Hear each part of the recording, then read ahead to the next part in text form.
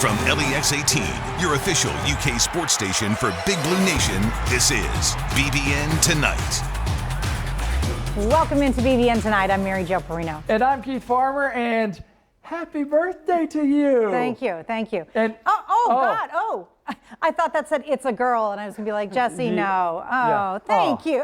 This is awesome. Oh, you got to get the cake in there, right? Hopefully it doesn't slide off there. But good thing I wore stretchy pants. That looks great. Thank there we you. Go. Oh, you're so sweet. You're so sweet. I told Keith I'm Dan Issel or Chuck Hayes. If you remember their numbers, that's the day. Yeah. That's how old I am. Of course, Chuck Hayes was 29. That's right. Still is. On tonight's episode, we finally get the news we were waiting for about UK quarterback Joey Gatewood. And I'll talk to former UK defensive back Mike Edwards about his great start in the NFL. But let's get started with Kentucky football and some great news from the quarterback's room. That begins tonight's Big Blue story presented by Baptist Health. QB transfer Joey Gatewood has been ruled eligible to play for the remainder of the 2020 season. It comes after the SEC voted to temporarily remove its bylaws that require an intra-conference transfer to serve a year in residence before being eligible to compete. Keith, my balloon just broke, but this is great news. Just because you never know.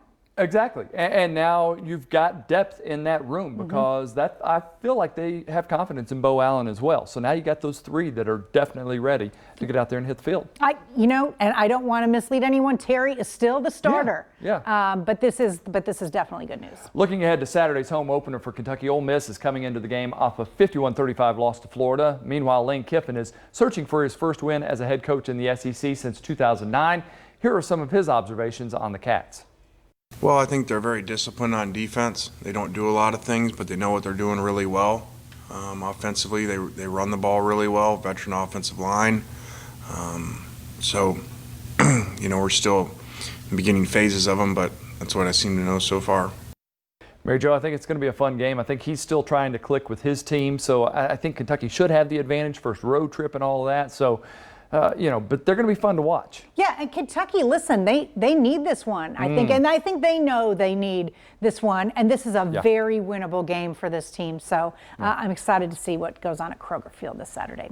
UK is alerting fans, though, to those new COVID-19 precautions ahead of that 4 p.m. opener. Face coverings will be required. Bandanas, masks, gaiters, nope, they will not be allowed. Only the ones that go behind your ears. There's also a ban on RVs, tailgating, or gatherings. Anyone who goes is going to need a ticket. Gates will open 2 hours before kickoff, and fans are encouraged to arrive early at specific gates, which will be on your ticket. Only small, clear bags are allowed inside. And again, face masks required at all times unless you are eating or drinking in your seat. Also, there are a limited number of tickets available for this season's 5 home games. They run from $60 to $110 each. That also includes that parking pass, which is big. There's a limit of 6 tickets per game per customer, and most seating blocks are in groups of 2 or 4. Now, tickets are only available at ukathletics.com/2020 football. Meanwhile, Kentucky has moved to mobile ticketing as the sole way to enter and attend home games in 2020. Let's move to basketball. The program has released player headshots and end of summer measurements for Coach Cal's new team. That includes the freshman trio of Devin Askew, Brandon Boston, and Terrence Clark, who come in at 6'3", 195, 6'7", 181, and 6'7", 187, respectively. Keith, when you're 6'7", 181, as Brandon Boston is, you could probably put on a pound or two. Not that he hasn't tried, I'm sure. The good news is, though, he can go inside now. Yeah. He can score from inside. He can knock down the three. I would like to see him put a little more weight on. I'm sure they're working on it. They're working on that. Yeah. All right, the NBA Finals got underway in Orlando in the bubble last night, and it was a big game for ex-Cat Anthony Davis, who led the Lakers to a commanding 116-98 victory over Miami. AD was the game's top scorer with 34 points, 9 rebounds, 5 assists, and 3 blocks. That's the third most for a Laker in their Finals debut.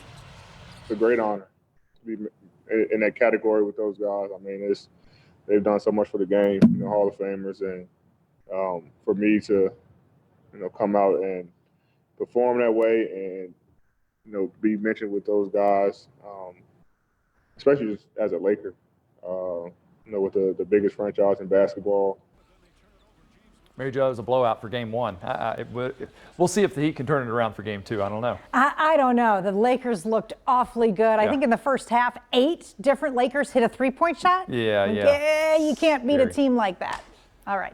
2 former Cats in the NFL are going to have to wait until their next game to play due to the pandemic. The Pittsburgh Steelers, featuring Bud Dupree and Benny Snell, will now face the Tennessee Titans later in the season after some Titans players and personnel came up with positive COVID-19 tests this week. 2 more today, Keith, on the Titans side. So it is what it is. They're going to play it later. That's a good thing. So they will get it in. It's a disappointment we didn't get to see 2 3-0 teams, though. Yes. And we wrap up this segment with Kentucky volleyball Craig Skinner. His Cats are a preseason top 3 team in the nation and the #1 team in the SEC. UK follows only Texas and Baylor in the AVCA coaches poll.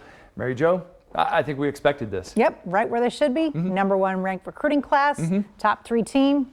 Let's go. Let's do this. All right, coming up on BBN Tonight, I'm going to go one-on-one with Mike Edwards. The former Kentucky defensive star talks about making plays for Tampa Bay in the NFL. That's when we return.